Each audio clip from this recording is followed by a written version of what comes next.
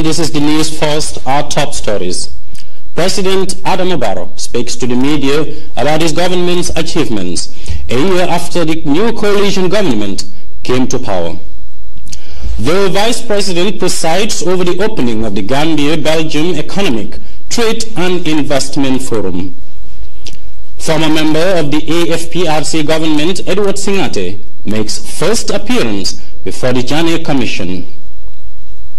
And Egypt signs a multi-million-dollar deal with Russia to build the North African country's first nuclear power plant. These and many more coming ahead in this hour. I am Odinjai.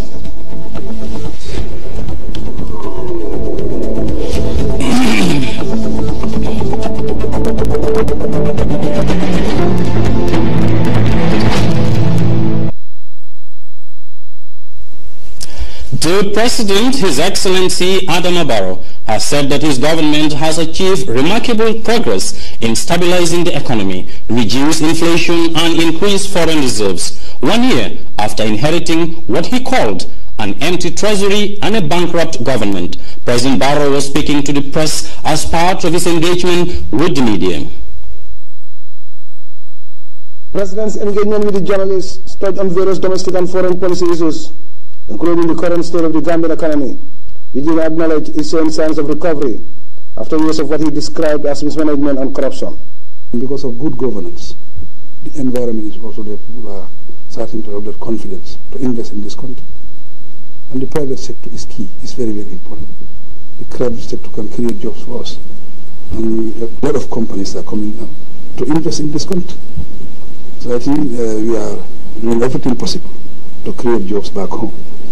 On security, the President said the recent return of 2 generals close to former President Jammeh without notice amounts to a security failure on the part of the concerned authorities.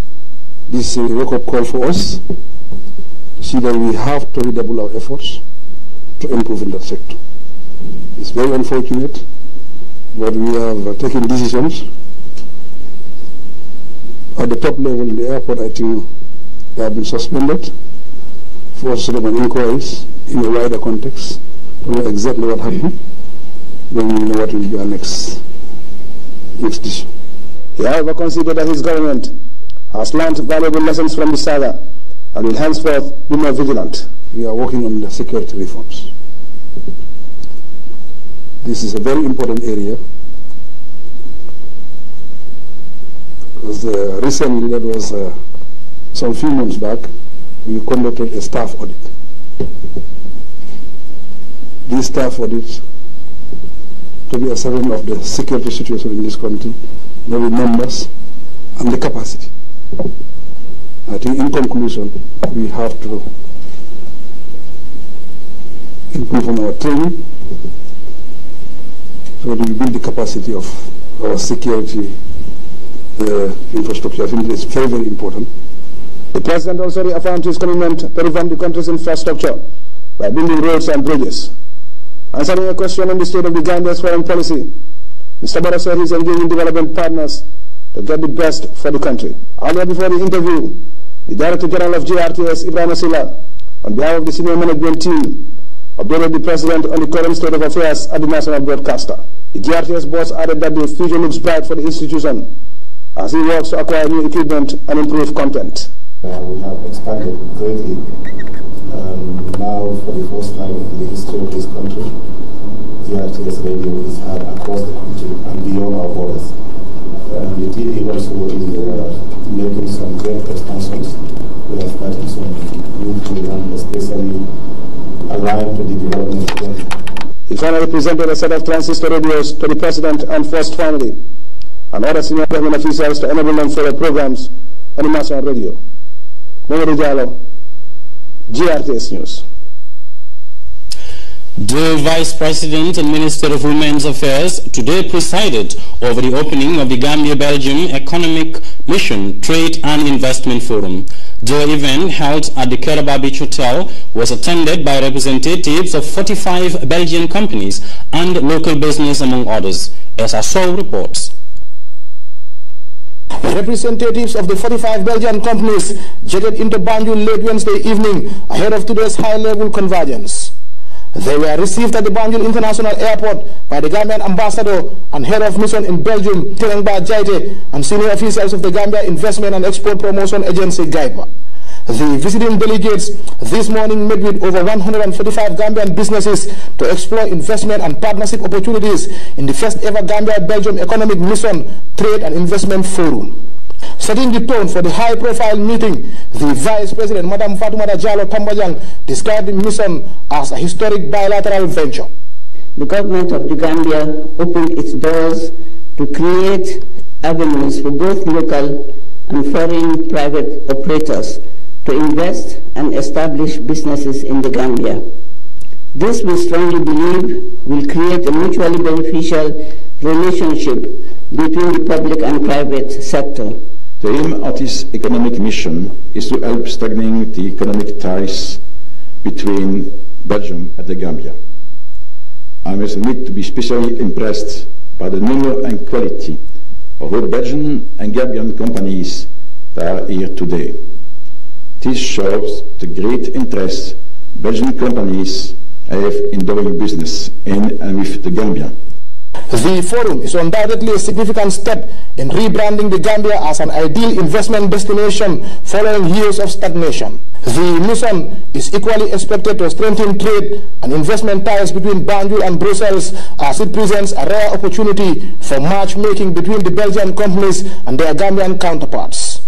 As I welcome you once again to the new Gambia, the smiling coast of Africa, I enjoin you to take advantage of this visit to garner as much information as possible from the experts representing key institutions that are present here. In so doing, you will be able to develop effective partnerships for business development in your chosen areas.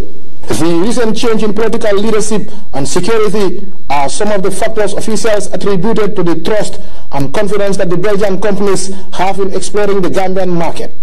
Shortly before the business-to-business meetings at the Caraba Beach Hotel, representatives of some of the visiting companies spoke to GRTS. My specialty is in groupage or LCL container cargo, which means less than container load. So people that are looking to import only 1 or 2 pallets or whatever they want to import, but they do not have enough to fill 1 full container, they can come to us and then they only pay part of the container instead of paying for air freight, which is really expensive, or paying for the full container, which is also a lot more expensive. We make hangars in industrial buildings for agriculture, for aviation, for workshops, for storage, for sport facilities, and in general for everything that is needed. Also for the mining business it's important, and also for supermarkets and small shops. We are providing telecom services to mobile operator and to telecom operator. So what we are doing, we are helping telecom operator, mobile operator to improve their roaming services, to connect, to transport their roaming, their international call, and to access international capacity. The Belgian Economic Mission will explore key sectors of the economy with agriculture, energy, infrastructure, transportation and tourism underpinning their interest areas. While in Banjul, the mission is also expected to visit the port and GAIPA Business Park. SRSO, GRTS News.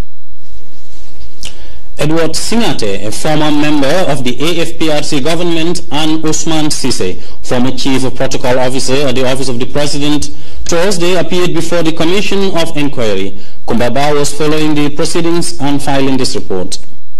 I swear by the Almighty Allah. I swear by the Almighty Allah that the evidence which I shall give to this commission, that the evidence which I shall give to this commission shall be the truth, the whole truth, the whole truth, and nothing but the truth, So help me Allah. So help me Allah. His first appearance before the Commission of Inquiry is in relation to $35 million loan secured by the former regime from the Taiwanese government during the transition period of the Second Republic. The former government minister and close Yami associate said the loan was meant for development projects. Singate further testified that he was a signatory to an account at the central bank together with Ibu Jallo, who was alleged to have stolen an amount of $3 million. When they got to Taiwan, we were informed that the Taiwanese government was only prepared to disperse $35 million United States dollars, and that it was not going to be a grant, it was going to be a loan. And one thing that we were told, if I can remember correctly, is that once diplomatic relations are established with Taiwan, there is a possibility that they could write off the loan. After an intense question and answer session, Mr. Senator took time to highlight some of the former government's achievements, but was quick to admit major lapses which led to the administration's failure. Yes, there have been some successes, but there have been some serious failures as well. And that is the truth. The Chief of Protocol, Office of the President, also reappeared to clarify a payment made to one Dr. Bobo Baji, who lives in Sweden. CISE was also a signatory to the Operation Save the Children Foundation dollar, euro and diocese account respectively, where numerous transfers and various deposits were made. Dr. Bobo Baji is a veterinary doctor based in Sweden. There was an arrangement between him and the president to, I think, to start a poultry or something like that. A poultry farm, I believe, if my memory serves me right, as I know. And there were arrangements for him to be buying some materials and sending it over. And I know there were other materials that were sent, machines, I believe, by Buba to the president. I was in my office, and then the former lady told me that she wanted to open an account. Then I sent my driver to go and collect the form from the GTB. Then she filled it in and asked me to be a signatory to this account. Just like that? Just like that. Did you ask the Secretary General whether you could be signatory to an account? No. What was this account? Is it an official account or a private account? Well, it was a private account. So why would you become a signatory without seeking approval or confirming from the Secretary General whether you could be signatory to a private account of the First Lady? That didn't come across my mind. Abdul Kaul, the former Deputy Chief of Mission at the Gambian Embassy in Washington, also appeared for the first time in connection to monies transferred into the Gambian Embassy account in the United States. Mr. Kaul told the Commission that he is a signatory to 3 accounts, namely revenue, expenditure and procurement accounts at the Citibank in the United States. He is next to appear before the Commission on Monday for further clarification. Reporting for GRTS News, I am Kumbaba. Members of the National Assembly Select Committee on Environment were sensitized on environmental legislation and protection. The day-long convergence introduced deputies to NEA's operational programs and current environmental legislations. Fatoumata Cham reports.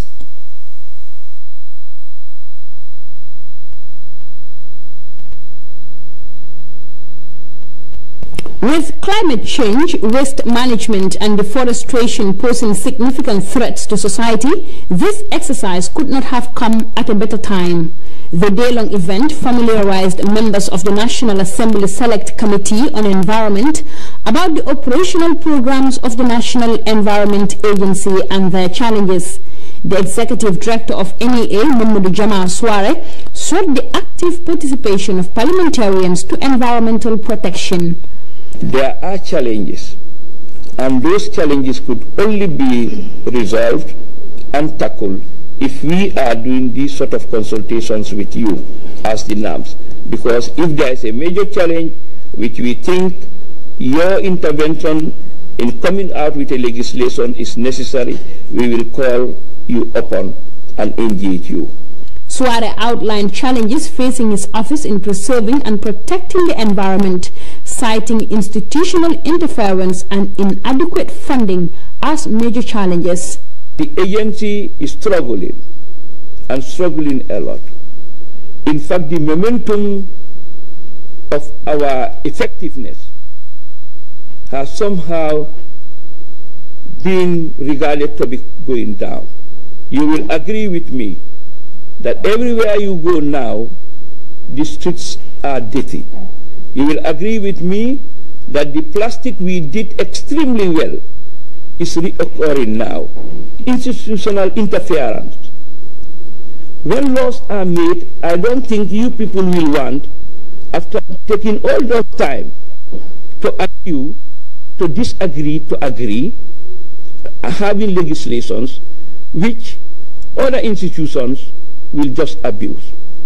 Even our national subventions are drastically reduced. A member of the National Assembly Select Committee on Environment, Honorable Demba Sow, stressed the need to protect the environment. They cannot work alone. They cannot implement policies. They can draft. We are the one who should make the policy. And also this golden project they are saying, I was the one who intervened in the parliament that the Ministry of Justice, the Ministry of Finance have no right to interfere in the affairs of the Ministry of Environment. It is our issue. When this similar nature happened in China, it will be a different issue. These people something need to be done. With the common aspiration to ensure economic prosperity, environmentalists warn approaches should be wise enough to avoid undermining the environment in the process. For GRTS News, I am Fatimata Cham. The Director Department of Policy and Evaluation Threshold Program Thursday launched its Threshold Program at a ceremony held at the Office of the Vice President. The USA Millennium Challenge Cooperation Program is meant to reduce poverty in the Gambia. Louis Mendy reports. Under President Adama Barrow has mended ties with the Millennium Challenge Corporation, an innovative and independent U.S. foreign aid agency that is helping lead the fight against global poverty. Personnel of the corporation on Wednesday had audience with Madam Fatoumata Jallow Tambajang, the Vice President and Minister of Women's Affairs at the State House. We're here to launch the MCC Threshold Program for the Gambia.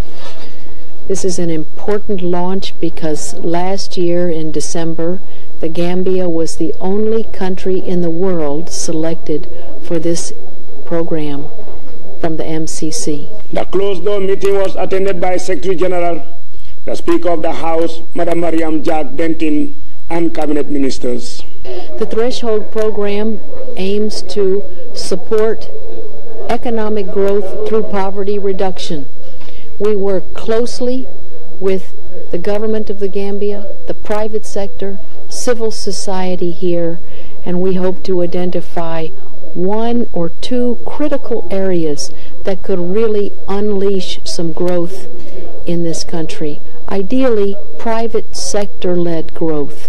The MCC's selection of Gambia is a recognition of our move in the economic policies we are doing, the strict financial discipline that we have ensured, and the governance in terms of human rights and the rule of law.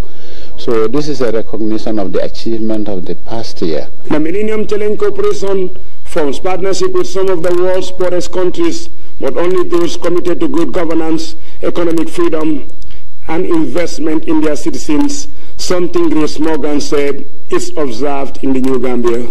We recognize the major democratic and governance improvements that are being made in this country, and this program is the beginning of that recognition and hopefully a long-term relationship between the MCC and the Gambia. Grace Morgan said the Millennium Challenge Corporation's Threshold Program for the Gambia will start early February when she is expected back into the country. Louis Mendy, GRTS.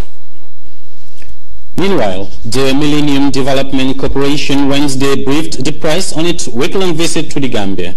Ominjai was at the briefing and now reports. A week-long visit to the Gambia is set to provide the team the opportunity to meet members of the government, civil society and private sector. Millennium Challenge Corporation is a United States agency that is focused on providing assistance to countries in a bid to help drive economic growth and poverty reduction. A Threshold program is a technical assistance program that consists of grants from the United States government to help with policy and institutional reform, to help a government with its own reforms in the areas that will help drive faster economic growth.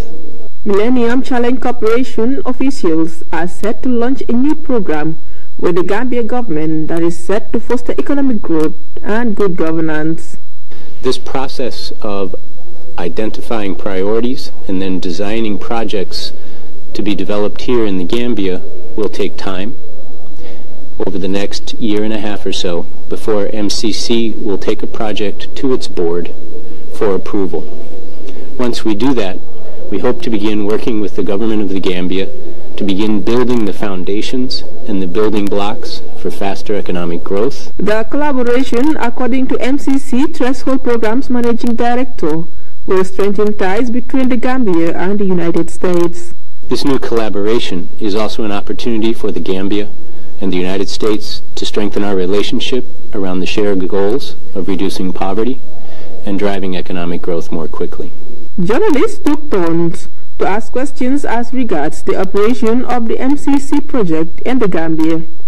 The Technical Assistance Program, if properly implemented, will in no small measure fasten economic growth. Ominjai, GRTS. Time now to take our first commercial break. Sports news is next. Stay with us. Value the feeling of speed, the thrill of the wind as we rush to our destinations, the feel of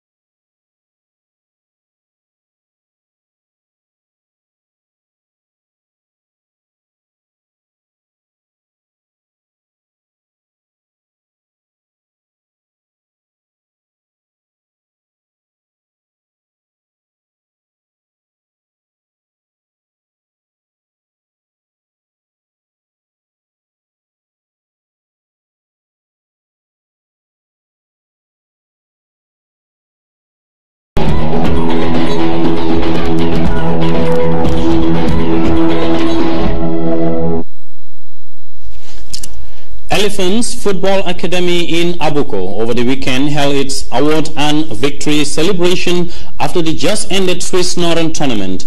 Modulamin Sani reports the program also seeks to appreciate players and officials of the academy.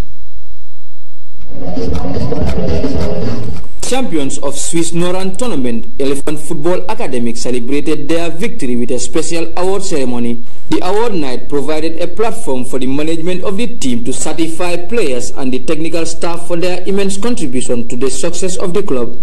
I have worked with them not only in the field of play, I have worked with them in terms of building a bridge between Senegal and the Gambia, which they have a twinning program between them, and I have also joined with them to bring a development project which is on electrification and water supply.